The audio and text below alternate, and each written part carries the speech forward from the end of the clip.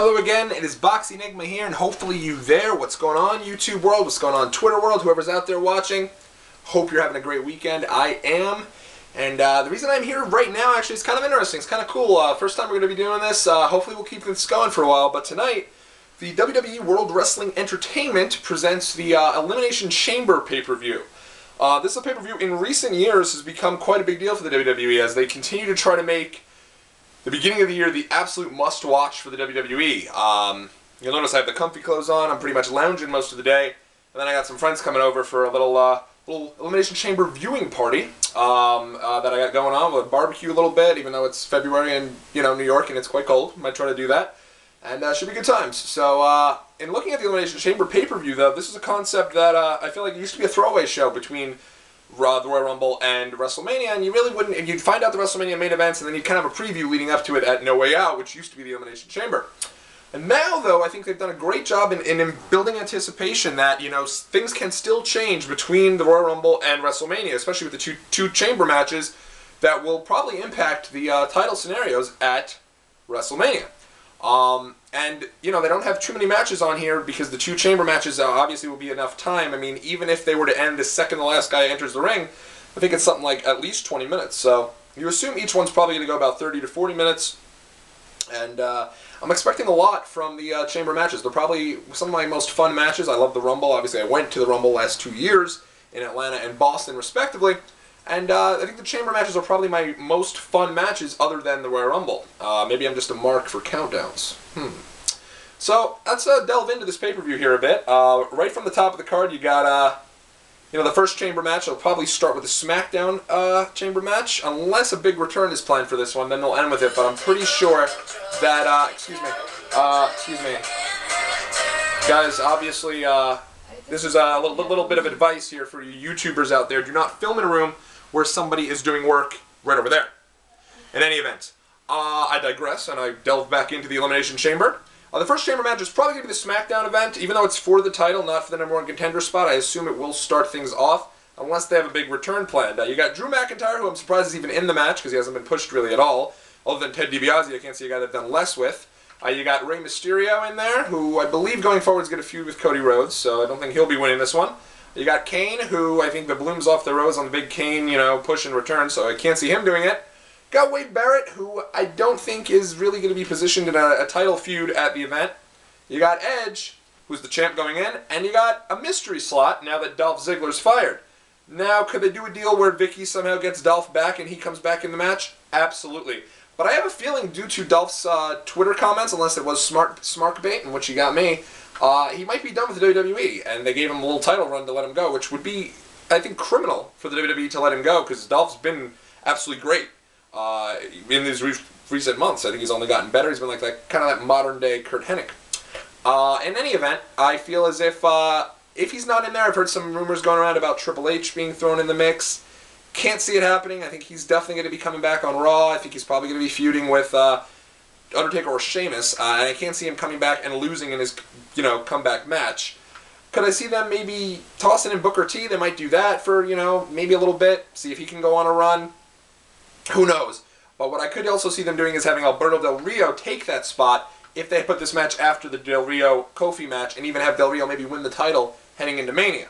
Could have them do that, but I don't see it. I don't think the mystery person is going to be anyone that great. I'm leaning towards probably either Del Rio or maybe just Dolph being back in it. And I expect Edge to win this one. Edge is probably the top face, definitely the top face right now on SmackDown.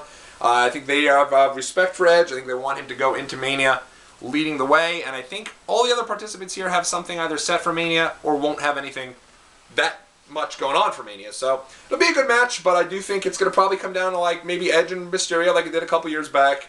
Edge gets the win and moves on to WrestleMania to take on Del Rio. Speaking of which, Del Rio takes on Kofi Kingston. That should be a decent match, a fun match. It's kind of like similar to when, Flair, I think, fought maybe was like Mr. Kennedy at a couple years back when it was obvious he was going to be facing Shawn Michaels at Mania. And he kind of just was getting ready for Shawn by getting through Kennedy. That's what this match reminds me of. This is kind of a stepping stone. Kofi's a good worker. No chance Kofi wins here. If he does, WWE's lost their mind. Del Rio's the guy for the future. He gets the win here. No doubt about it. And moving along, I think you got a comedy tag match in there. Santino and Kozlov against the core guys. What is it? Heath Slater and Justin Gabriel.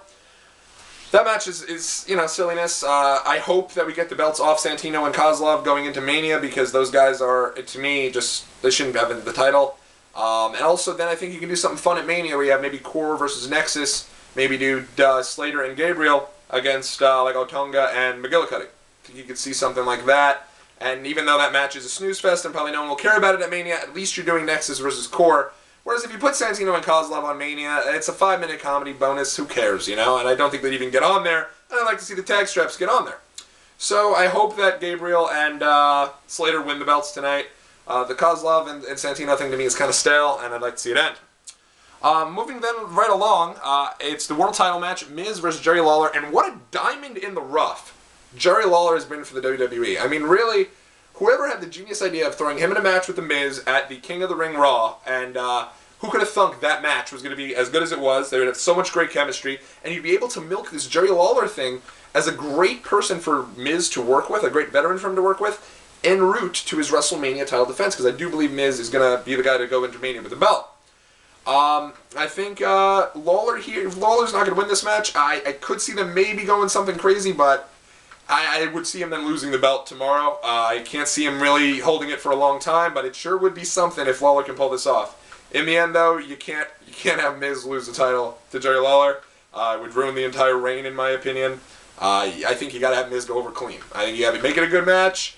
Give Lawler a couple of hope spots, but at the end of the day, you got to have Miz win that match, or his title defense is nothing. And you've built him up for so long, and you're just going to shoot him down. WWE's big on him. They're having him do a lot of tours. And I think Lawler, even though it's a great story, I don't think Lawler's going to get his Mania main event. I think he'll probably be against Alex Riley at Mania, or maybe even in Money in the Bank.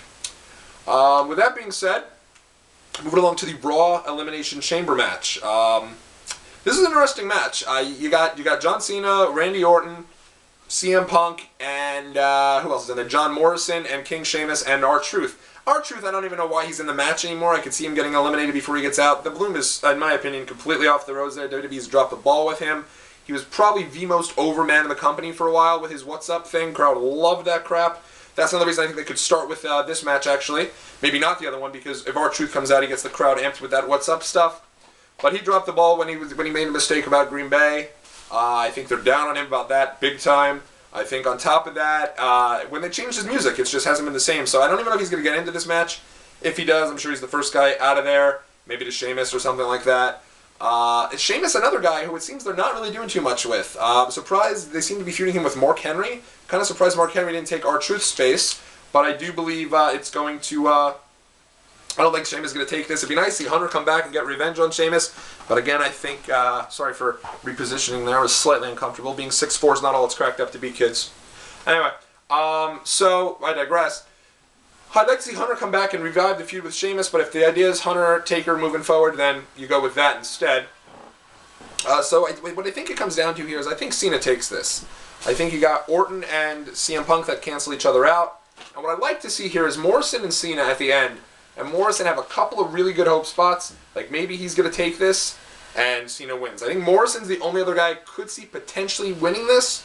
And then doing a three-way with Cena and Miz. But I think you're getting Cena and Miz at WrestleMania. Especially with The Rock mentioning both those guys. He's the focal point of the show this year, The Rock. Make no mistake about it. The Rock is the focal point of the show, as he should be. It's a big thing for the company. So, in any event, I think Cena takes this. I think we're getting Cena and Miz at WrestleMania. It seems that's where they're going. I think with The Rock's involvement in that match, it only adds to it.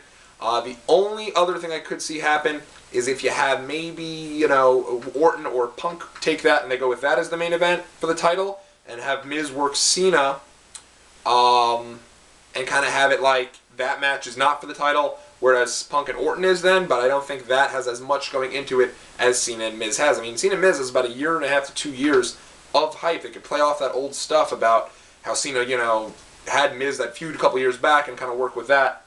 So I think at the end of the day, though, you're going to have Cena win the Raw Chamber. I think you'll have Edge win the SmackDown Chamber. And we're going to get Edge, Miz, and Del Rio versus Edge, Del Rio rather, and Miz, Cena as your 2 matches for Mania. But I don't think those title matches are going to mean that much because you'll have The Rock's involvement. You'll probably have Hunter versus Taker with Shawn as the ref. So that's where I think you're going to go with all this. And yeah, so we'll see where that goes. And until then, everyone, you take it easy. Be well. Enjoy the Chamber pay-per-view you're watching. If not, have a strong week. Make it your metaphorical bitch. All right? Take it easy. Take it down.